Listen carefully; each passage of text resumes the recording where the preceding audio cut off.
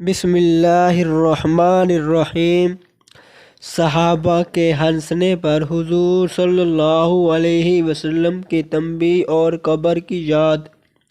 نبی اکرم صلی اللہ علیہ وسلم ایک مرتبہ نماز کے لیے تشریف لائے تو ایک جماعت کو دیکھا کہ وہ کھلا کر ہنس رہی تھی اور ہنسی کی وجہ سے دانت کھل رہے تھے۔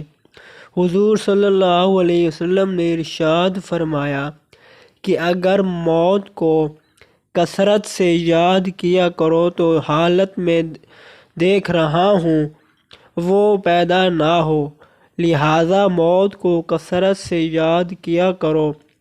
قبر پر کوئی ایسا دن نہیں گزرتا جس میں وہ یہ آواز نہ دیتی ہو کہ میں بیگانگی کا گھر ہوں، تنہائی کا گھر ہوں، مٹی کا گھر ہوں، کیڑوں کا گھر ہوں۔